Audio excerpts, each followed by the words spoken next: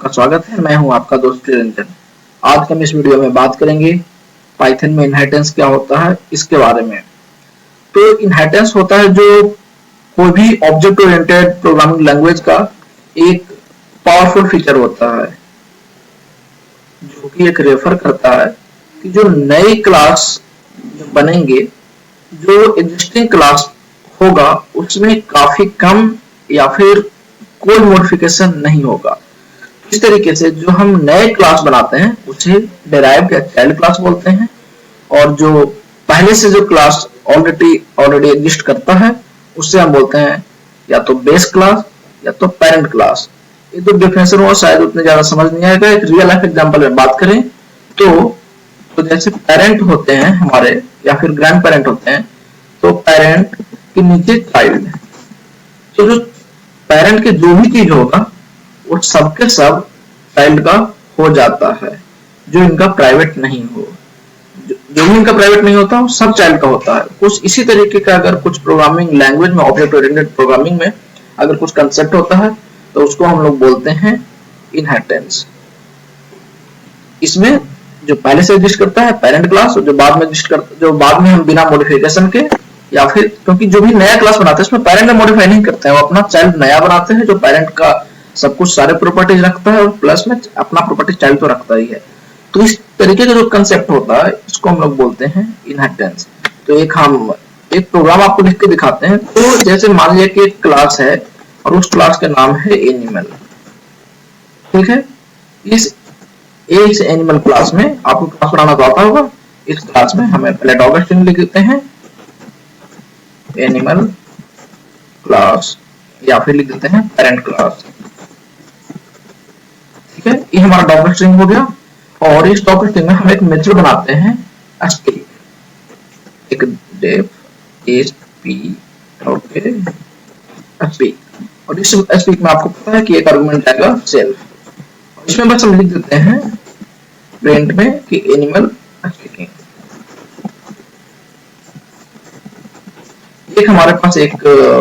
हमारे पास क्लास बन गया है एनिमल। अब हम दूसरा क्लास अगर बनाते हैं और उस क्लास का नाम देते हैं हम लोग डॉग एक एनिमल है। और इसको डिराइव कराने के लिए मैंने आपको सिंटैक्स बताना भूल गया। तो यहाँ पे सिंटैक्स ऐसा कुछ होगा कि ये कुछ क्लास नेम, और इसके अंदर जो भी क्लास का डेफिनेशन होगा पेरेंट क्लास का वो लिखा रहेगा, फिर क्लास और जो सब क्लास नेम होगा या फिर चाइल्ड क्लास नेम वो, और इसके अंदर जिस क्लास को आप इनहेरिट करना चाहते हैं, जैसे यहाँ हम एनिमल को इनहेरिट करना चाहते हैं तो यहाँ हम एनिमल इसके एज आर्गुमेंट डालते हैं। आर्गुमेंट नहीं होता, इस तरीके से इसका सिंटैक्स है किसी के क्लास को ड्राइव करने का। एनिमल क्लास से ड्राइव कौन से क्लास हो रहा है, डॉग क्लास, यहाँ लिखेंगे और इसके अंदर हम डॉग स्ट्रिंग लिख देते हैं, डॉग स्ट्रिंग में लिख देते हैं चाइल्ड क्लास, चाइल्ड क्लास। इस तरीके से हमारा डॉग स्ट्रिंग के बाद अगर अब हम एक फंक्शन बनाते हैं और इसमें डालते हैं इसकी जगह वर्क, एक तो सेल्फ आर्गुमेंट आएगा ही, और इसके साथ अब हम यहाँ पे बस लिख देते हैं डॉग बार्किंग,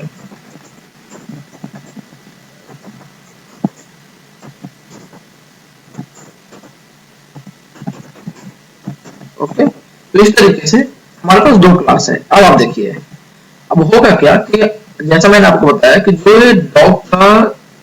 जो डॉग है, जो एनिमल क्लास के सारे प्रॉपर्टीज को रख रहा है, मतलब डॉग के अंदर स्पीक जो मेथड है वो डॉग के थ्रू भी हम एक्सेस कर सकते हैं। जैसे हम एक ऑब्जेक्ट बना लेते हैं b equal to dog, object बनाना आप तक आपको आ गया होगा, क्लास का नाम और साथ में पैरेंथेसिस लगा के हम ऑब्जेक्ट बनाते हैं।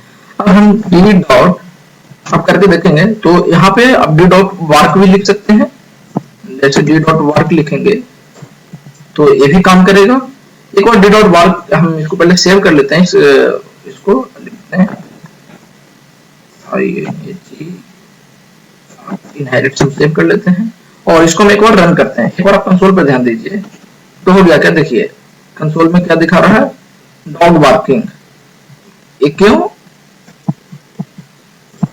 ये क्या, ये थोड़ा सा, हाँ इसको छोटा कर लेते हैं और एक जो दूसरा है इसको हम बड़ा कर लेते हैं। यस, ये देखिए आपको फैलाया डॉग बार्किंग, लेकिन सेम इसमें अगर हम डी डॉट स्पीक लगा देते हैं, डी डॉट स्पीक, तो आप ये देखेंगे कि आपको दोनों प्रिंट कर रहा है, डॉग बार्किंग और एनिमल स्पीकिंग। ये डॉग बार्किंग तो इस क्लास का है, लेकिन इसमें स्पीक नाम का कोई मेथड नहीं था डॉग में, लेकिन इसमें था, तो भी हमें एक्सेस ले लेता है। तो इस तरीके से आप देख सकते हैं कि जो चाइल्ड क्लास है जो पेरेंट क्लास को एक्सेस कर पा रहा है। तो इस तरीके के कुछ कंसेप्ट होता है, जो इसको कंसेप्ट को हम लोग बोलते हैं इनहेरिटेंस। हालांकि पाइथन में मल्टीपल इनहेरिटेंस भी सपोर्ट करता है, जो बाकी प्रोग्रामिंग लैंग्वेज में नहीं करता। जैसे मान लिया कि अगर आपको और कोई क्लास को इनहेरिट करना है, तो सबको कॉमा सेपरेटेड आप लिख करके इनहेरिट कर सकते हैं। वो उसके बारे में हम एक अलग वीडियो में डिस्कशन करेंगे मल्टीपल इनहेरिटेंस के बारे में, क्योंकि वो बाकी प्रोग्रामिंग लैंग्वेज सपोर्ट नहीं है। जावा में सपोर्ट, जो पाइथन में सपोर्ट कर रहा है, तो आपके लिए जानना ज्यादा जरूरी है कि आखिर पाइथन में कैसे सपोर्ट करता है, किस तरीके से वो काम करता है। तो उसके लिए हम एक सेपरेट वीडियो बनाएंगे, लेकिन अभी हम बात करेंगे केवल नॉर्मल इनहेरिटेंस का। अगर इसके अंदर कुछ और एक क्लास बना दूं, जैसे एक क्लास और चाइल्ड, डॉग हम एक इस नाम से क्लास बना दिए, और इसमें हम चाहते हैं कि डॉग को इनहेरिट कर लें। आप डॉग को इनहेरिट कर सकते हैं। अब वो क्या कि चाइल्ड क्लास डॉग को इनहेरिट कर रहा है, और डॉग क्लास एनिमल को इनहेरिट कर रहा है। मतलब इस डॉग चाइल्ड क्लास के पास इन दोनों क्लास के जो मेथड्स हैं उसको एक्सेस करने का परमिशन इसके पास होगा। जैसे यहाँ पे अगर हम लिख लेते हैं कुछ डॉग चाइल्ड क्लास, इस तरीके से हमारा ये डॉग स्ट्रिंग हो गया, और यहाँ हम लिख देते हैं हीट करके एक फंक्शन बना लेते हैं, इसमें सेल्फ आर्गुमेंट, और इसमें लिखते हैं में बस कुछ नहीं लिखेंगे, लिख देंगे डॉग चाइल्ड इज ईटिंग।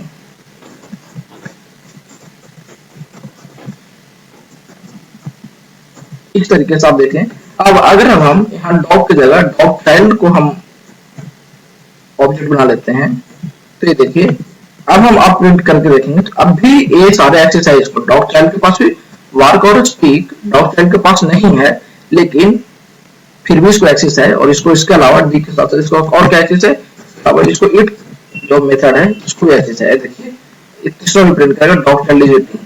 हालांकि अगर आप डॉग अगर बनाते हैं, ये देखिए केवल डॉग है, और इसके बाद अगर हम इट, ये दोनों तो एक्सेस है इसके पास बार्क और स्पीक का, क्योंकि बार्क अपने पास है, स्पीक इसके पेरेंट के पास है, लेकिन उसके चाइल्ड क्लास के पास इट है, चाइल्ड के प्रॉपर्टीज में एक्सेस नहीं होता है पेरेंट को। तो आप यहाँ पे हमें एरर देगा, आप देखिए दो सही चला, और तीसरा में आपको एरर दिया कि डॉग के पास कोई एट्रीब्यूट इट नाम का नहीं है, क्योंकि इट किसके पास है, उसके चाइल्ड के पास। आप देख सकते हैं कि पेरेंट क्लास अपने चाइल्ड क्लास को एक्सेस नहीं कर सकता है, लेकिन चाइल्ड क्लास अपने पेरेंट और ग्रैंड पेरेंट सबको एक्सेस कर सकता है। तो हम उम्मीद करते हैं कि आपको ये किस तरीके से काम करता है, किस तरीके से सिंटैक्स है, आपको ढंग से समझ में आ रहा होगा।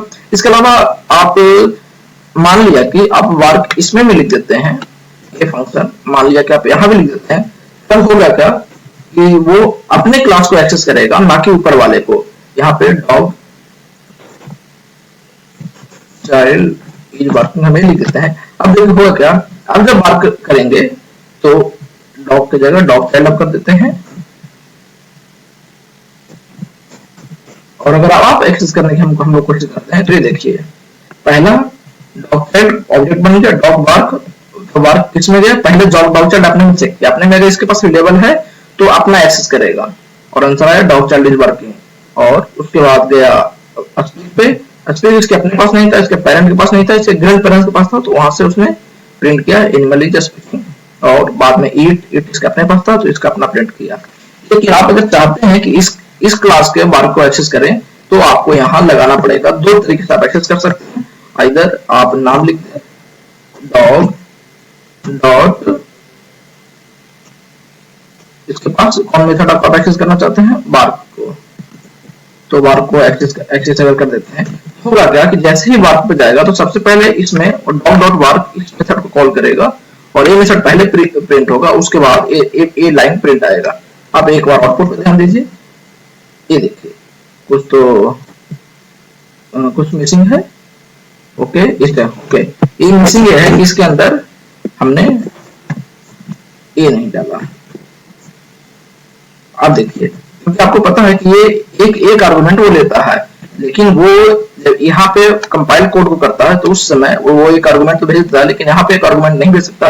तो इस तरीके से आप एक्सेस कर सकते हैं कि आप क्लास के नाम उसके मेथड के अंदर एक अपने खुद ऑब्जेक्ट पास करके आप इस तरीके से आप सुपर क्लास को एक्सेस कर सकते हैं। क्योंकि यहाँ देखिए, यहाँ पे वर्किंग, पहले डॉग बार्किंग आया, उसके बाद डॉग चाइल्ड बार्किंग आया, ये जस्ट इस लाइन के कारण आया। यहाँ पे जाते ही सबसे पहले इस लाइन पे गए और यहाँ ये अपने डॉग बार्किंग प्रिंट किया, इसके बाद अपने लाइन पे आके डॉग चाइल्ड बार्किंग प्रिंट किया।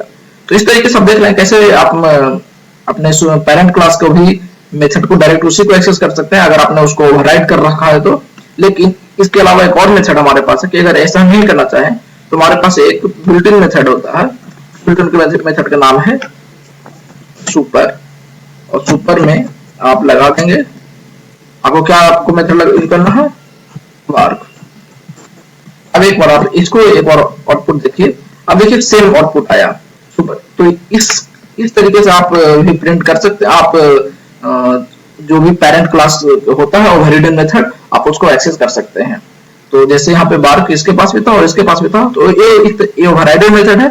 ओवरराइड मेथड में अगर आपको पेरेंट क्लास के मेथड को एक्सेस करना है तो आप सुपर या फिर पेरेंट क्लास के नाम से दोनों तरीकों से एक्सेस कर सकते हैं। सुपर बेस्ट तरीका है क्योंकि इसमें आपको कोई आर्गुमेंट पास नहीं करना पड़ता, लेकिन आप अगर पेरेंट क्लास का नाम लिखते हैं तो आपको इसमें आर्गुमेंट पेरेंट क्लास के ऑब्जेक्ट को पास करना पड़ता है। तो इस तरीके से आप देख समझ पा रहे होंगे किस तरीके से हम एक्सेस कर पा रहे हैं ओवरराइड मेथड को, किस तरीके से आप पेरेंट चाइल्ड और ग्रैंड चाइल्ड या ग्रैंड पेरेंट के आप चीजों को आप एक साथ समझ पा रहे हैं। इसके अलावा कुछ बिल्ट इन मेथड है जो आपको जानना ज्यादा इंपॉर्टेंट है, वो मैं आपको बता देता हूं। जैसे दो मेथड है, दो मेथड का नाम क्या है? मेथड का नाम है यहाँ आपको यहाँ मैं लिख देता हूँ, मेथड का नाम है is instance, INSTANC, is instance method है। और इसके अलावा एक और मेथड है इज सब क्लास। इन दोनों मेथड जो है यहाँ पे लिख देता हूँ, इज सब क्लास। एक दो मेथड के थ्रू आप इनहेरिटेंस का चीजों को पता कर सकते हैं कि जैसे कि जो इंस्टेंस है वो आप जिसको ऑब्जेक्ट बनाए हैं उस क्लास का इंस्टेंस है या नहीं, और वो सब क्लास है कि नहीं। अगर आपको ये पता करना है तो आप इस तरीके से पता कर पाएंगे। तो हम यहाँ पे हम इसको यहाँ से हटा करके हम अपने सेल पे लिख देते हैं ताकि हम इस पे डिफरेंट ऑपरेशन आसानी से कर पाएंगे। हम यहाँ दो रखेंगे, दो क्लास केवल, या फिर तीनों रख ही लेते हैं। हमारे पास जब लिखा हुआ है बस कॉपी ही करना है, तो सुपर लाइन को कोई मतलब नहीं, हटा लेते हैं।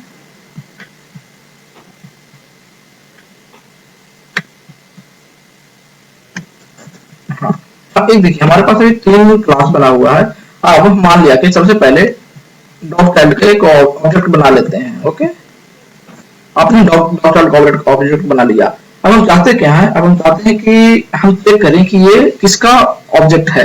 ये क्या डॉग चाइल्ड का ऑब्जेक्ट केवल है, डॉग का भी ऑब्जेक्ट है, या एनिमल का ऑब्जेक्ट है, मतलब इंस्टेंस किसका किसका है वो हम चेक करना चाहते हैं। तो हमारे पास एक मेथड है जो ट्रू और फॉल्स में रिटर्न करता है।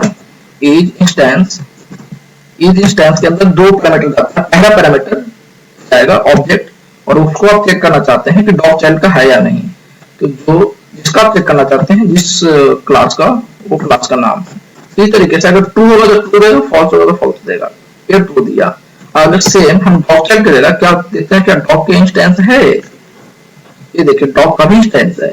और अगर हम चाहते हैं क्या एनिमल का इंस्टेंस है, अगर आपको वो चेक करना है वो भी चेक कर सकते हैं। और यहाँ पे जस्ट एनिमल लिखते हैं। देखिए मतलब जो आपने डॉग चाइल्ड बनाया वो इंस्टेंस किसका किसका है? अपने सारे पेरेंट क्लास का।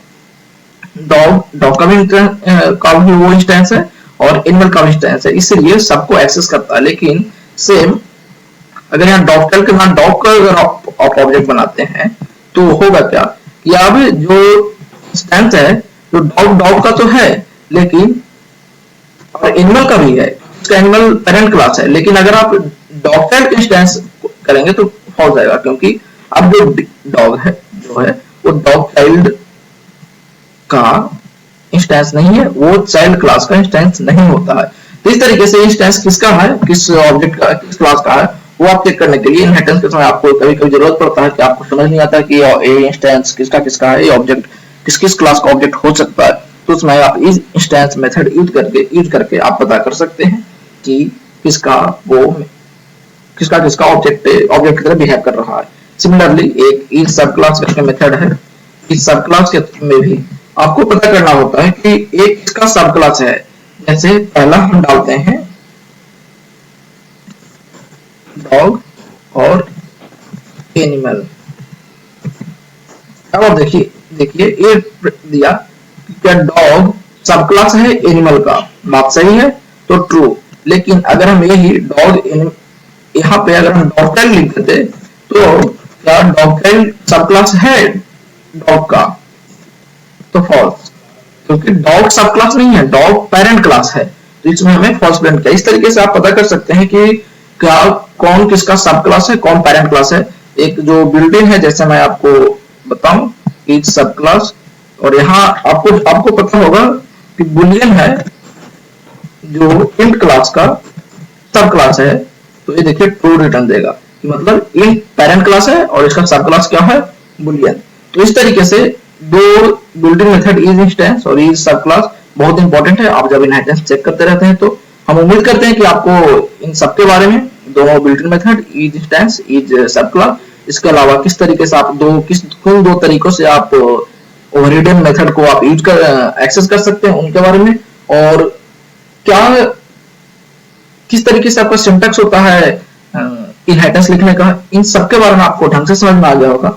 बावजूद अगर कोई डाउट रह जाता है तो आप कमेंट कीजिए, हम रिप्लाई करेंगे और अगली वीडियो में हम बात करेंगे मल्टीपल इनहेरिटेंस का। आज के लिए इतना ही, धन्यवाद।